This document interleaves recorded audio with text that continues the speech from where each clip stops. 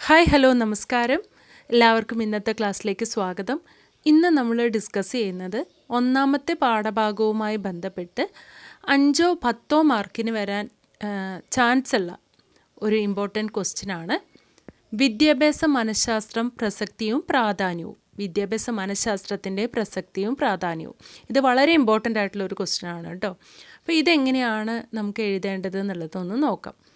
അപ്പോൾ ആദ്യം എഴുതേണ്ടത് മനഃശാസ്ത്രത്തിന് 2 ശാഖകളുണ്ട്. മനഃശാസ്ത്രത്തിന് 2 ശാഖകളുണ്ട്. ഏതൊക്കെയാണ്?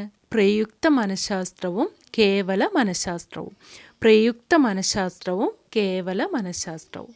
അതിൽ പ്രയുക്ത മനഃശാസ്ത്രത്തിൽ വരുന്ന ഒരു പ്രധാന വിഭാഗമാണ് എന്ത്? വിദ്യാഭ്യാസ മനഃശാസ്ത്രം. എന്താണ് വിദ്യാഭ്യാസ മനഃശാസ്ത്രം? വിദ്യാഭ്യാസ മനഃശാസ്ത്രം എന്ന് പറയുമ്പോൾ അധ്യാപനം, പഠനം എന്നിവ കൈകാര്യം ചെയ്യുന്ന മനഃശാസ്ത്ര ശാഖയാണ്. എന്താണ്? അധ്യാപനവും പഠനവും കൈകാര്യം ചെയ്യുന്ന മനഃശാസ്ത്ര ശാഖയാണ് വിദ്യാഭ്യാസ മനഃശാസ്ത്രം എന്ന് പറയുന്നത്. കുട്ടികളുടെ വ്യവഹാരങ്ങളിൽ നല്ലൊരു വ്യതിയാനം ഉണ്ടാക്കുക എന്നതാണ് വിദ്യാഭ്യാസത്തിൻ്റെ ലക്ഷ്യം. കുട്ടികളുടെ പെരുമാറ്റത്തിൽ നല്ലൊരു മാറ്റം ഉണ്ടാക്കുക എന്നുള്ളത്. അപ്പോൾ നല്ലൊരു മാറ്റം ഉണ്ടാക്കണമെങ്കിൽ എന്ത് വേണം? അതിനനുസരിച്ച് അധ്യാപകർക്ക് അറിവും വൈദഗ്ധ്യവും ഒക്കെ വേണം. അതെല്ലാം എന്തിലൂടെയാണ് നമുക്ക് കിട്ടുന്നത്? വിദ്യാഭ്യാസ മനഃശാസ്ത്രത്തിലൂടെയാണ് നമുക്ക് വളർത്തിക്കൊണ്ടുവരാനായിട്ട് സാധിക്കുകയുള്ളൂ. അപ്പോൾ ഇനി വിദ്യാഭ്യാസ മനഃശാസ്ത്രത്തിൻ്റെ പ്രസക്തിയും പ്രാധാന്യവും ഡിസ്കസ് ചെയ്യാം. ഇത്രയും എഴുതി കഴിഞ്ഞാൽ അടുത്തൊരു ചെറിയൊരു സബ് ഹെഡിങ് കൊടുക്കുക. വിദ്യാഭ്യാസ മനഃശാസ്ത്രം പ്രസക്തി പ്രാധാന്യം. എന്നിട്ട് ചെറിയ പോയിന്റുകളായിട്ട് നമുക്ക് എഴുതാം. ഒന്നാമത്തെ പോയിന്റ്, പാഠ്യപദ്ധതിയും സിലബസും തയ്യാറാക്കുന്നതിന്. ഒന്ന് ആലോചിച്ച് നോക്കുക. വിദ്യാഭ്യാസ മനഃശാസ്ത്രം പഠിക്കുമ്പോഴാണ് കുട്ടികളെക്കുറിച്ച് മനസ്സിലാക്കാൻ പറ്റുക അല്ലേ? അപ്പോൾ കുട്ടികളെക്കുറിച്ച് മനസ്സിലാക്കിയാലാണ് നമുക്ക് എന്ത് ചെയ്യാൻ പറ്റുള്ളൂ? നല്ലൊരു പാഠ്യപദ്ധതിയും സിലബസും ഓരോ സ്റ്റാൻഡേർഡിനനുസരിച്ച് നമുക്ക് തയ്യാറാക്കാൻ പറ്റുള്ളൂ. ഇനി രണ്ടാമത്തെ പോയിന്റ് ശ്രദ്ധിക്കുക. കുട്ടിയുടെ പ്രകൃതവും വ്യക്തിവ്യത്യാസവും തിരിച്ചറിയുന്നതിന്. അപ്പോൾ വിദ്യാഭ്യാസ മനഃശാസ്ത്രം എന്തിനാണ്? കുട്ടിയുടെ പ്രകൃതം മനസ്സിലാക്കാനും വ്യക്തിവ്യത്യാസവും തിരിച്ചറിയുന്നതിന്. ഒരു ക്ലാസ്സിൽ എല്ലാ കുട്ടികളും ഒരേപോലെയല്ല. എന്താണ്? വ്യക്തിവ്യത്യാസമുണ്ട് അല്ലേ? അപ്പോൾ ഓരോ കുട്ടിയുടെ പ്രകൃതവും ഒരുപോലെ ആയിരിക്കില്ല.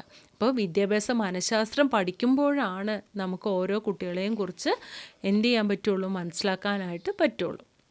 അപ്പോൾ അടുത്ത പോയിന്റ് ശ്രദ്ധിക്കുക. മൂന്നാമത്, ബോധന രീതി നിർണ്ണയിക്കുന്നതിന്.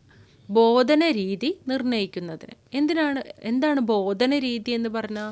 ബോധന രീതി എന്ന് പറയുന്നത് നമ്മൾ ക്ലാസ് എടുക്കുന്നത് അല്ലേ? അധ്യാപകർ ക്ലാസ് എടുക്കുന്നത്. അപ്പോൾ ഏത് ബോധന തന്ത്രമാണ് കുട്ടികളിലേക്ക് പ്രയോഗിക്കേണ്ടത് എന്നൊക്കെ തീരുമാനിക്കാനായിട്ട് വിദ്യാഭ്യാസ മനഃശാസ്ത്രം സഹായിക്കുന്നു. അടുത്ത പോയിന്റ്, അധ്യാപക വൈദഗ്ധ്യം വർദ്ധിപ്പിക്കുന്നതിന്.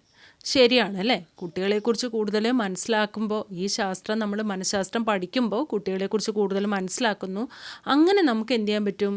നമ്മുടെ കഴിവ് വർദ്ധിപ്പിക്കാനായിട്ട് സാധിക്കും. അടുത്ത പോയിന്റ് ശ്രദ്ധിക്കുക. ക്ലാസ് റൂം പ്രശ്ന പരിഹരണത്തിന്. ക്ലാസ് റൂം പ്രശ്ന പരിഹരണത്തിന്. എല്ലാം ഒന്നും എക്സ്പ്ലെയിൻ ചെയ്യുന്നില്ല, മനസ്സിലാക്കി വെച്ചാൽ മതി. അടുത്തത്, വ്യക്തിവ്യത്യാസങ്ങൾ തിരിച്ചറിഞ്ഞ് ഇടപെടുന്നതിന്. വ്യക്തിവ്യത്യാസങ്ങൾ തിരിച്ചറിഞ്ഞ് ഇടപെടുന്നതിന്. അടുത്ത പോയിന്റ്, സൗഹൃദപരമായ ഇടപെടൽ. ക്ലാസ് റൂം അന്തരീക്ഷമൊക്കെ ഉണ്ടാക്കാനായിട്ട്. സൗഹൃദപരമായ ക്ലാസ് റൂം അന്തരീക്ഷം ഉണ്ടാക്കാൻ. അടുത്ത പോയിന്റ്, അധ്യാപകരുടെ പെരുമാറ്റം. അധ്യാപകരുടെ പെരുമാറ്റം. അടുത്ത പോയിന്റ്, തൻ്റെ തൊഴിലിനെക്കുറിച്ച് വ്യക്തമായ ധാരണ ലഭ്യമാക്കാനും അതിനനുസരിച്ച് പ്രവർത്തിക്കാനും വിദ്യാഭ്യാസ മനഃശാസ്ത്രത്തിലൂടെ സാധിക്കുന്നു. ലാസ്റ്റ് പോയിന്റ്, വിദ്യാഭ്യാസ ലക്ഷ്യങ്ങൾ നിർണ്ണയിക്കുന്നതിന്. വിദ്യാഭ്യാസ ലക്ഷ്യങ്ങൾ നിർണ്ണയിക്കുന്നതിന്. ഈ പറഞ്ഞതെല്ലാം പോയിൻ്റായിട്ട് എഴുതിയാൽ മതി കേട്ടോ. അപ്പോൾ ആദ്യം ഇങ്ങനെ ഒരു ക്വസ്റ്റ്യൻ വന്നു കഴിഞ്ഞാൽ ആദ്യം എന്താ ചെയ്യേണ്ടത്? മനഃശാസ്ത്രത്തിന് 2 ശാഖകളുണ്ട്. അത് ഏതൊക്കെയാണെന്നുള്ളത് എഴുതുക. എന്താണ് വിദ്യാഭ്യാസ മനഃശാസ്ത്രം എന്ന് എഴുതുക. വിദ്യാഭ്യാസ മനഃശാസ്ത്രത്തിൻ്റെ കുറച്ച് നിർവചനങ്ങൾ എഴുതുന്നത് ഏറ്റവും നല്ലതാണ്. അതിനുശേഷം നമ്മൾ വിദ്യാഭ്യാസ മനഃശാസ്ത്രം പ്രസക്തിയും പ്രാധാന്യവും ഒന്ന് ഹെഡിങ് കൊടുത്ത് അണ്ടർലൈൻ ചെയ്ത് ഈ പറഞ്ഞ പോയിന്റുകളൊക്കെ എഴുതുക.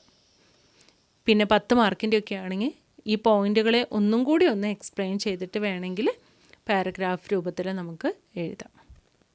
ഇതിൽ വളരെ ഇമ്പോർട്ടൻ്റ് ആയിട്ടുള്ള പോയിന്റുകൾ മാത്രമേ പറഞ്ഞിട്ടുള്ളൂ. ഇനി എന്ത് ചെയ്യുക, ടീച്ചർ തന്നിട്ടുള്ള നോട്ടും കൂടി ജസ്റ്റ് ഒന്ന് വായിച്ച് നോക്കാം കേട്ടോ. ഓക്കെ, ഇന്നത്തെ ക്ലാസ് ഇഷ്ടപ്പെട്ടാൽ ലൈക്ക് ചെയ്യാനും സബ്സ്ക്രൈബ് ചെയ്യാനും മറക്കരുത് കേട്ടോ. താങ്ക്